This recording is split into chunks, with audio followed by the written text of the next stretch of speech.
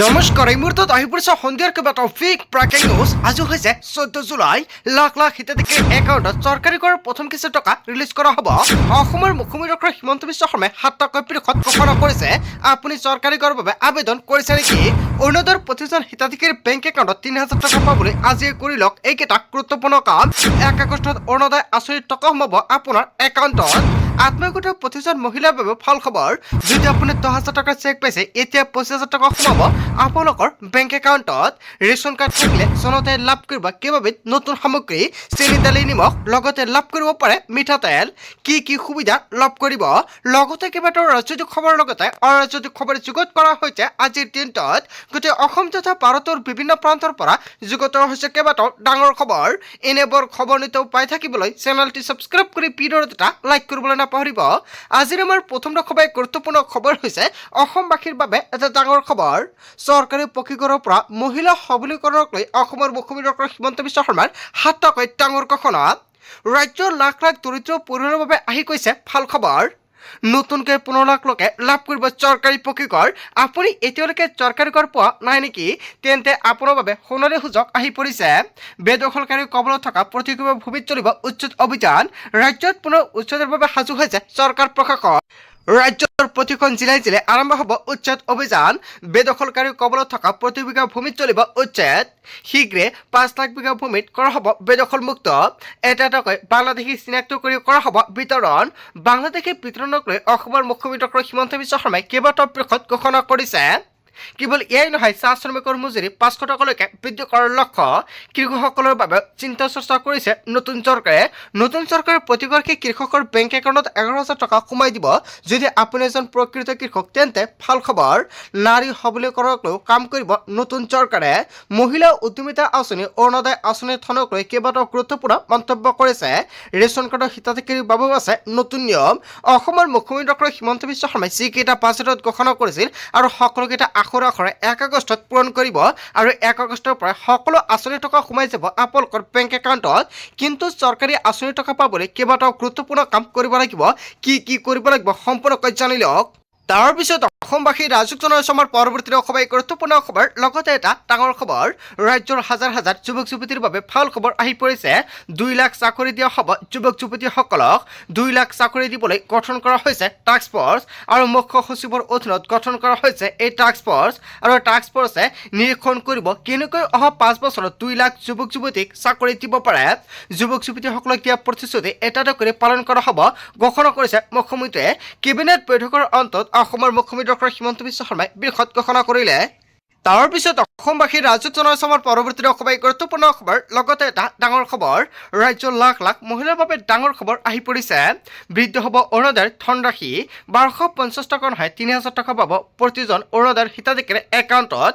কেতিয়া বৃদ্ধি হ'ব অৰুণোদয় আঁচনিৰ ধনৰাশি? এতিয়ালৈকে অৰুণোদয় আঁচনিৰ টকা বৃদ্ধি হোৱা নাই নেকি? বহুতে কমেণ্ট কৰি আছে। বহুতে কমেণ্ট কৰিছে আগষ্ট মাহত অৰুণোদয় আঁচনিত 1250 টকা সোমাব নে 3000 টকা সোমাব। যদি অৰুণোদয় আঁচনিৰ তালিকাত আপোনাৰ নাম অন্তৰ্ভুক্ত হৈ আছে তেন্তে মুঠতে আপোনাৰ বেংক একাউণ্টত আগষ্ট মাহতে অৰুণোদয় আঁচনিৰ টকা লাভ কৰিব। কিন্তু কিমান টকা সোমাব? অৰুণোদয় আঁচনিৰ একাউণ্টত 1250 টকাই সোমাব। এতিয়ালৈকে অৰুণোদয় আঁচনিৰ টকা বৃদ্ধিক লৈ মুখ্যমন্ত্ৰী ডক্টৰ হিমন্ত বিশ্ব শৰ্মাই কোনো ধৰণৰ ঘোষণা কৰা নাই। 1250 টকাৰ পৰা 3000 টকা পৰ্যন্ত বৃদ্ধি হোৱাৰ সম্ভাৱনা আছে। আৰ্থিকভাৱে সবল হ'ব ৰাজ্যত মহিলাসকল। নিৰ্বাচনী ইস্তাহাৰত উল্লেখ কৰা সকলো প্ৰতিশ্ৰুতি পালন কৰা হ'ব ঘোষণা কৰিছে মুখ্যমন্ত্ৰী ডক্টৰ হিমন্ত বিশ্ব শৰ্মাই। যেতিয়া অৰুণোদয় আঁচনিৰ টকা বৃদ্ধিক লৈ মুখ্যমন্ত্ৰী ডক্টৰ হিমন্ত বিশ্ব শৰ্মাই ঘোষণা কৰে নিশ্চয় সম্পূৰ্ণকৈ জনাই দিম। আজিৰ ভিডিঅ'ত যিমান পাৰে সকলোকে শ্বেয়াৰ কৰি জনাই দিব। তাৰ পিছত অসমবাসীৰ ৰাজুক জনাইছে আমাৰ পৰৱৰ্তী খবৰ গুৰুত্বপূৰ্ণ খবৰ। লগতে এটা ডাঙৰ খবৰ, ৰাজ্যৰ কৃষকৰ বাবে আহি গৈছে ডাঙৰ খবৰ। শীঘ্ৰে প্ৰতিগৰাকী কৃষকে পঞ্জীয়ন কৰিব লাগিব নিজৰ নাম। জিলাই জিলাই চলি আছে কৃষক পঞ্জীয়ন কাৰ্যসূচী। সকলো বৃত্তি নিৰ্বাহীকে কৃষকসকলে পঞ্জীয়ন কৰাটো বাঞ্ছনীয়।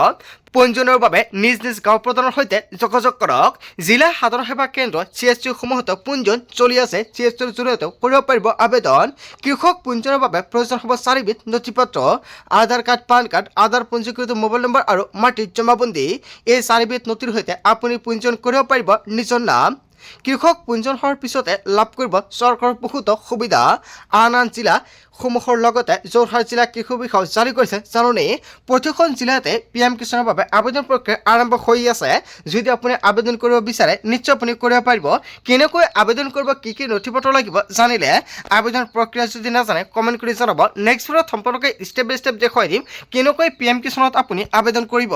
তাৰপিছত অসমবাসী ৰাজ্যিক জনসমাৰ পৰৱৰ্তী খুবেই গুৰুত্বপূৰ্ণ খবৰ, লগতে এটা ডাঙৰ খবৰ। অসমত কিমান ডি ভোটাৰ আছে তথ্য দিলে ৰাজ্য চৰকাৰে। ৯১,৩৮৫ জন ডি ভোটাৰ আছে ৰাজ্যত। ৯৬,৭২৮ জনক বিদেশী হিচাপে ঘোষণা কৰা হৈছে আৰু উচ্চ ন্যায়ালয়ত আবেদন কৰা ৮৩১ জন বিদেশৰ ৰায় দিছে আদালতে আৰু ৬,৯৭১ জনক ভাৰতীয় বুলি ঘোষণা কৰিছে বিদেশী ন্যায়াধীকৰণে। অসমত কিমান ডি ভোটাৰ আছে অভিজ্ঞতাৰ তথ্য দিছে চৰকাৰৰ ফালৰ পৰা। তাৰপিছত অসমবাসী ৰাজ্যিক জনসমাৰ পৰৱৰ্তী খুবেই গুৰুত্বপূৰ্ণ খবৰ, লগতে এটা ডাঙৰ খবৰ। ৪ বছৰ পিছত দেশত পুনৰ ক'ভিডৰ আতংক হয়। আন এটা বেয়া খবৰ আহি পৰিছে। ঘূৰি আহিব নেকি মাস্ক আৰু চেনিটাইজাৰৰ দিন। তামিলনাডুত ক'ভিডত আক্ৰান্ত হৈছে প্ৰায় ৩৩৫ জন লোক আৰু বৰ্তমানলৈকে ২জনকৈ লোকৰ মৃত্যু হৈছে ক'ভিডত। শিশু, বৃদ্ধ, গৰ্ভৱতী মহিলাক সাৱধানে থকাৰ আহ্বান। কেৱল এয়াই নহয়, গায়ক কুমাৰ চানুৰ পুত্ৰ আক্ৰান্ত হৈছে ক'ভিডত। অন্ধ্ৰপ্ৰদেশত কেইবাজনো লোক আক্ৰান্ত হৈছে ক'ভিডত। ৪ বছৰ পিছত দেশত পুনৰ ক'ভিডৰ আতংক নেকি, এনেকুৱাকৈ এতিয়া ভয়ংকৰ পৰিস্থিতিৰ সৃষ্টি হৈছে। তাৰপিছত অসমবাসী ৰাজ্যিক জনসমাৰ পৰৱৰ্তী খুবেই গুৰুত্বপূৰ্ণ খবৰ, লগতে এটা ডাঙৰ খবৰ। আদিবাসীক পূৰ্বক নহয় হিমন্ত বিশ্ব শৰ্মাৰ মূৰৰ ওপৰত নাচিব আদিবাসীয়ে। কেইবাটাও বৃহৎ মন্তব্য কৰিছে আদিবাসীসকলে। আদিবাসীক হিমন্ত বিশ্ব শৰ্মাই ভৰিৰ তলত ৰাখিব বিচাৰিছে। আদিবাসীৰ মাটিৰ বাবে মাত মতাৰ বাবে অমিত নাগক গ্ৰেপ্তাৰ কৰিলে। কেৱল এয়াই নহয়, শীঘ্ৰে মুকলি কৰি দিয়ক অমিত নাগ আৰু প্ৰণৱ দলেক। চৰকাৰৰ বিৰুদ্ধে মাত মাতিলে ভৰাই দিয়া হয় জেলত। আৰু এনেকৈ পতন হ'ব এদিন বিজেপি চৰকাৰৰ। কাজিৰঙাৰ হাতীখুলি ইংলে পথাৰত ঘটনা সন্দৰ্ভত গ্ৰেপ্তাৰ কৰিছিল ৩জনক আৰু ৰাজহ সম্পত্তি নষ্ট কৰা আৰু চৰকাৰী বিষয়াক অপদস্থ কৰা বিষয়ত ৰুজু হৈছিল গোচৰ। ঘটনা সন্দৰ্ভত স্থানীয় লোকে সাব্যস্ত কৰিছে প্ৰতিবাদ। আৰু আদিবাসী পূৰ্বক নহয় হিমন্ত বিশ্ব শৰ্মাৰ মূৰৰ ওপৰত নাচিব আদিবাসীয়ে, এনেকুৱাকৈ কেইবাটাও বৃহৎ মন্তব্য কৰিছে আদিবাসীসকলে। আচলতে আদিবাসীসকলে যিটো মন্তব্য কৰিছে জনতাই কি ক'ব? যদি জনতাৰ কিবা মন্তব্য কৰিব লগা থাকে আপোনালোকৰ মন্তব্যটো নিশ্চয় কমেণ্ট বক্সত জনাই দিব। তাৰপিছত অসমবাসী ৰাজ্যিক জনসমাৰ পৰৱৰ্তী খুবেই গুৰুত্বপূৰ্ণ খবৰ, লগতে এটা ডাঙৰ খবৰ। ভোটাৰ তালিকাৰ পৰা কৰ্তন কৰা হৈছে ১০,৮৯,২২২ গৰাকী লোকৰ নাম। এছাৰৰ জৰিয়তে ভোটাৰ তালিকাৰ পৰা কৰ্তন কৰা হৈছিল। বিধানসভাত প্ৰকাশ পাইছে কৃষি বিভাগৰ তথ্য আৰু এছাৰৰ জৰিয়তে কাছাৰী জিলাত সৰ্বাধিক নাম কৰ্তন কৰা হৈছিল। আৰু কোন জিলাত কিমান নাম কৰ্তন কৰা হৈছে তালিকা প্ৰকাশ পাইছে। কাছাৰী জিলাত কৰ্তন কৰা হৈছে ৭৯,৪২৪ জন লোকৰ নাম আৰু কোকৰাঝাৰ জিলাত কৰ্তন কৰা হৈছে ২৯,৭৬৪ লোকৰ নাম আৰু ধুবুৰী জিলাত কৰ্তন কৰা হৈছে ২১,৯৭৮ জন লোকৰ নাম। গোৱালপাৰা জিলাত কৰ্তন কৰা হৈছে ২০,৯৩৬ জন লোকৰ নাম। আপোনাৰ জিলাত কিমানজন কৰ্তন কৰা হৈছে আপুনি জানেনে? যদি নাজানে তালিকাত আপুনি চাই লওক। লগতে আপোনাৰ গাঁৱৰ পৰা কিমানজন কৰ্তন কৰা হৈছে আপুনি কমেণ্ট কৰি জনাব। বঙাইগাঁও জিলাত কৰ্তন কৰা হৈছে ১৪,৩৪৮ জন লোকৰ নাম আৰু চিৰাঙত কৰ্তন কৰা হৈছে ১৪,৯৯৯ জন লোকৰ নাম। বৰপেটাত কৰ্তন কৰা হৈছে ২৬,১২৬ জন লোকৰ নাম। এছাৰৰ জৰিয়তে কেইবাজন লোকৰ নাম কৰ্তন কৰা হৈছে, কিন্তু আপোনাৰ জিলা বা আপোনাৰ গাঁৱত কিমানজন কৰ্তন কৰা হৈছে আপুনি কমেণ্ট কৰি জনাবলৈ নাপাহৰিব। বজালীত কৰ্তন কৰা হৈছে ৯,১৬৩ জন লোকৰ নাম। কামৰূপত কৰ্তন কৰা হৈছে ৬৭,৫০৪ জন লোকৰ নাম। কামৰূপ মেট্ৰত কৰ্তন কৰা হৈছে ৫৩,৩৪৫ জন লোকৰ নাম। নলবাৰীত কৰ্তন কৰা হৈছে ২৫,৮০১ জন লোকৰ নাম। বাক্সাত কৰ্তন কৰা হৈছে ১৮,৪৪৯ জন লোকৰ নাম। আপোনাৰ জিলাত কিমানজন কৰ্তন কৰা হৈছে নিশ্চয় আপুনি স্ক্ৰীনত দেখা পাইছে। আৰু আপোনাৰ অঞ্চলত কিমানজন লোকৰ নাম কৰ্তন হৈছে আপোনালোকে কমেণ্ট কৰি জনাই দিব। যদি আপোনালোকক পঢ়ি শুনাই দিবলৈ যাওঁ তেনে ক্ষেত্ৰত বহু সময় লাগিব, সেয়েহে আপোনালোকে চাই ল'ব আপোনাৰ জিলাত কিমানজন লোকৰ নাম কৰ্তন কৰা হৈছে। তালিকাত আপোনাৰ জিলাৰ নাম আছে না নাই? যদি নাই আপুনি কমেণ্ট কৰি জনাই দিব। নেক্সট ভিডিঅ'ত সম্পূৰ্ণকৈ আপোনালোকক জনাই দিম আপোনাৰ জিলাত কিমানজন লোকৰ নাম কৰ্তন কৰা হৈছে। শিৱসাগৰত কৰ্তন কৰা হৈছে ১৯,১৮২ জন লোকৰ নাম। যোৰহাটত কৰ্তন কৰা হৈছে ৪১,০১৪ জন লোকৰ নাম। গোলাঘাটত কৰ্তন কৰা হৈছে প্ৰায় ৫৮,৭১৬ জন লোকৰ নাম। কাৰ্বি আংলঙত কৰ্তন কৰা হৈছে ৮৫,৩৮১ জন লোকৰ নাম।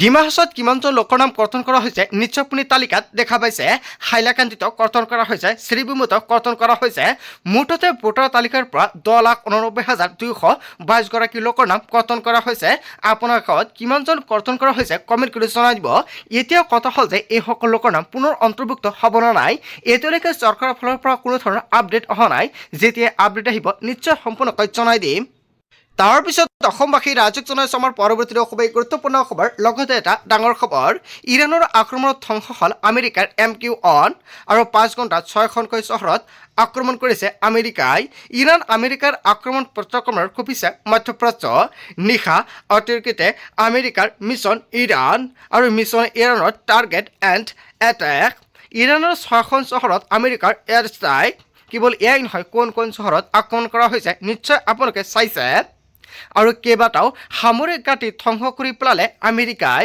ইৰাণৰ ডিফেন্স চিষ্টেম আৰু মিছাইল আৰু ড্ৰোন ঘাটি ধ্বংস কৰিছে আমেৰিকাৰ বৰ্তমান সমগ্ৰ মধ্যপ্ৰাচ্যত 50,000ৰো অধিক আমেৰিকান সেনা মোতায়েন ইৰাণৰ দাবী আমেৰিকাৰ অস্ত্ৰ ভাণ্ডাৰ কেৱল এয়াই নহয় ছেটেলাইট চেণ্টাৰ ধ্বংস কৰা হৈছে আৰু আমেৰিকান সেনা থকা বিল্ডিং ধ্বংস কৰাৰ দাবী ইৰাণৰ দাবী আমেৰিকাৰ MQ-1 ড্ৰোন ধ্বংস কৰি পেলোৱা হৈছে আৰু ইৰাণৰ আক্ৰমণত ধ্বংস হ'ল আমেৰিকাৰ MQ-1 হয় এটা ডাঙৰ খবৰ আহি পৰিছে আজিৰ মূল ভিডিঅ'খনত আপোনালোকক এইখিনি সৰু কেইটামান ইনফৰমেশ্যন দিবলগীয়া আছিলে ভিডিঅ'টি ভাল লাগিলে লাইক কমেণ্ট শ্বেয়াৰ কৰক চ' থেংক ইউ ফৰ ৱাচিং ফুল ভিডিঅ'